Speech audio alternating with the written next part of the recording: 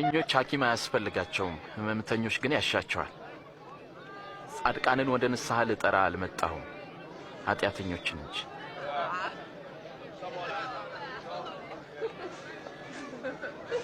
ስለ እግዚአብሔር መንግስት ንገረን፣ ሌላስ ትነግረናለህ?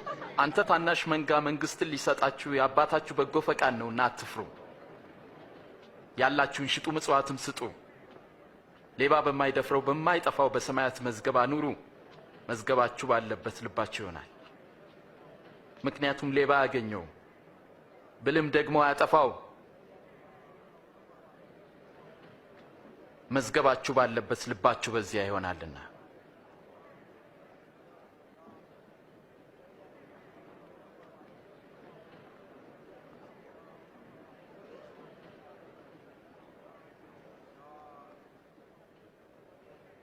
አንቺ ሴት ከያዘሽ ደዌ ተፈውሰሻል።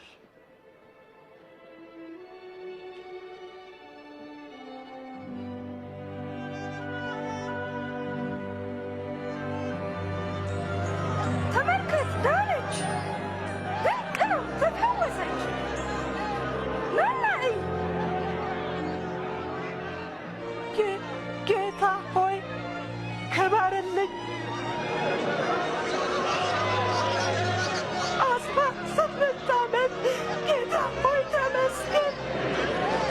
ልንሰራባቸው የሚገቡ 6 ቀኖች አሉ። እንግዲህ በእነርሱ መታችሁ ተፈወሱ እንጂ በሰንበት ቀን አይደለም። ሕዝቡ እኔን ማን ይለኛል? አንዳንዶች መጥምቁ ዮሐንስ ነህ ይሉሃል፣ ሌሎች ደግሞ ኤልያስ ነው ይላሉ፣ ሌሎች ደግሞ ከቀደሙት ነቢያት መካከል አንዱ ተነስቷል ይላሉ። እናንተስ ደግሞ እኔን ማን ትሉኛላችሁ? አንተ ክርስቶስ ነህ። ይህንን ለማንም ሰው እንዳትናገሩ። የሰው ልጅ ብዙ መከራ ሊቀበልና ሊጣል እንዲሁም ሊገደል በሦስተኛውም ቀን ሊነሳ ይገባዋል። ማንም በኋላዬ ሊመጣ የሚወድ ቢኖር ራሱን ይካድ፣ መስቀሉንም ተሸክሞ ዕለት ዕለት ይከተለኝ። ነፍሱን ሊያድን የሚወድ ያጠፋታልና፣ ስለ እኔ ሲል ነፍሱን ሊያጠፋ የሚወድ ሁሉ እርሱ ያድናታል። ሰው ዓለምን ሁሉ ቢያተርፍ ነፍሱን ግን ቢያጎድል ምን ይጠቅመዋል? ማንም በእኔና በቃሌ የሚያፍር ቢኖር የሰው ልጅ በታላቅ ክብሩ ከሰማይ በተገለጠ ጊዜ በአባቱና በመላእክት ፊት ያፍርበታል።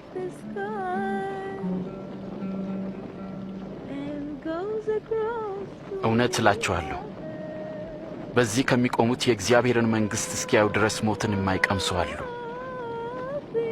እግዚአብሔር ይባርካችሁ። በሙሴ ሕግ በነቢያት ትንቢትና በመዝሙርም የተጻፈው ሁሉ እነሆ ተፈጸመ። የተጻፈውም ክርስቶስ መከራን ይቀበል ዘንድና ሞትን ድል አድርጎ እንደሚነሳ ነው። በእርሱ ስምም ንስሐና የኃጢአት ስርየት የወንጌል መልእክት ከኢየሩሳሌም ጀምሮ ለአሕዛብ ይሰበካል። እናንተም ለዚህ ምስክሮች ናችሁ። እነሆም አባቴ የሰጠውን ተስፋን ይልክላችኋለሁ። ኃይልም እስክትቀበሉ እናንተ በኢየሩሳሌም ከተማ ውስጥ ቆዩ። እግዚአብሔር ይባርካችሁ። ሥልጣን ሁሉ በሰማይና በምድር ተሰጠኝ። እንግዲህ ሂዱና አሕዛብን ሁሉ በአብ በወልድና በመንፈስ ቅዱስ ስም እያጠመቃችኋቸው ያዘዝኳችሁንም እንዲጠብቁ እያስተማራችኋቸው ደቀ መዛሙርቴ አድርጓቸው። እነሆም እኔ እስከ ዓለም ፍጻሜ ድረስ ሁልጊዜ ከእናንተ ጋር ነኝ። አሜን። ምን እንዳደርግልህ ትወዳለህ? ማየት እፈልጋለሁ።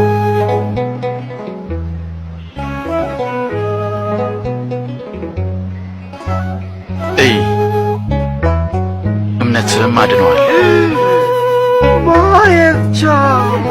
እናንተ ድሆች ብፁዓን ናችሁ፣ መንግሥተ ሰማያት የእናንተ ናትና። እናንተ አሁን የምትራቡ ብፁዓን ናችሁ፣ በኋላ ትጠግባላችሁና ደስ ይበላችሁ።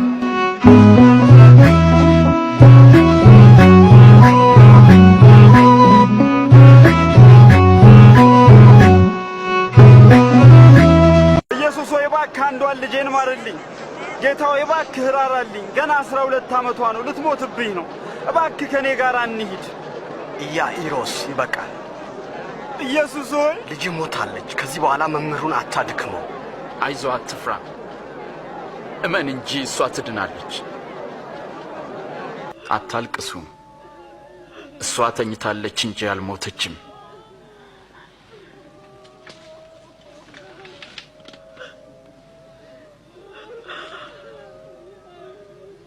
አንቺ ልጅ ተነሽ።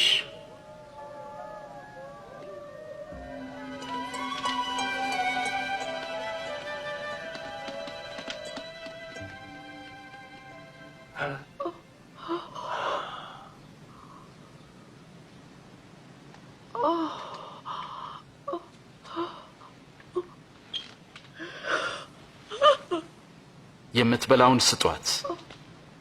ተጠንቀቁ። ይህንን ለማንም እንዳትነግሩ። ፈጽሙ። ጠላቶቻችሁን ውደዱ፣ መልካምም አድርጉላቸው። ምንም ተስፋ ሳታደርጉም አበድሩ። ያኔ ዋጋችሁ እጅግ ታላቅ ይሆናል። የልዑል እግዚአብሔር ልጆች ትሆናላችሁ። እርሱ ለሚያመሰግኑትና ለክፎች ቸር ነውና። ሩሩዎች ሁኑ፣ አባታችሁም ሩሩ ነውና።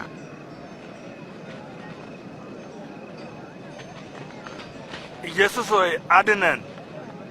እንዳይፈረድባችሁ እናንተም አትፍረዱ። እንዳትኮነኑ እናንተም ማንንም አትኮንኑ። ይቅር በሉ፣ እናንተም ይቅር ትባላላችሁ። ጌታ ሆይ መንገድህን አሳየን።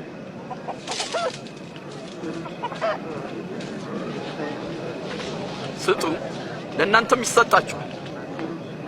በምትሰፍሩበት መስፈሪያ ለእናንተም ይሰፈራል። እውር እውርን ይመራ ዘንድ አይችልም፣ ምክንያቱም ሁለቱም በጉድጓድ ይወድቃሉ። በራስ ዓይን ውስጥ ያለውን ግንድ ሳታይ በወንድም ዓይን ያለውን ጉድፍ ለምን ታያለህ?